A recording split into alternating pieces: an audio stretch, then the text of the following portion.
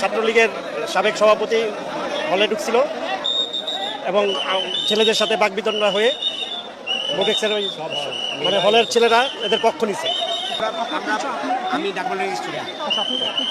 আমরা আমাদের জ্ঞানদাম আমরা দুইবার ওদের সাথে মিউচুয়ালে গেছি।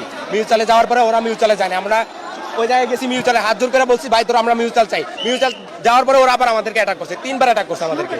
শুরুটা হচ্ছে যে ওরা আনন্দ মিছিল করে, এক প্রকার আনন্দ মিছিল করে বুটের চলে ছাত্রলীগের ছেলেবেলে ঢুকাইছে, যে যারা এতদিন নির্যাতন করছে, নিপীড়ন করছে, ছাত্রদের উপর হামলা করছে তাদেরকে বুটের চলে ঢুকাইছে তারা আনন্দ মিছিল করে। তখন আমরা এক বাইরে জিজ্ঞেসি ভাই ওনারা কেন আপনারা ঢুকান? এই কথা বলার সাথে সাথে বলছে তোরা কারা? আমরা পলিটেকনিকে ছিলাম ভাই, আর তখনই বলছে তোরা কারা, এই কথা কেন বলবি? কারণ একটা ছাত্রলীগের সন্ত্রাসী আমরা কি তাদেরকে বলতে পারবো না ছাত্রলীগের সন্ত্রাসী তারা কেন ঢুকাবে একটা হলে? আমাদের সাধারণ স্টুডেন্ট নাই, তারা কেন এই কথা বলছে? আমাদেরকে এই জন্য আমাদেরকে মারা হচ্ছে। আমাদের প্রায় 50 জনের উপরে মেডিকেলে ভর্তি আছে, আহত আছে।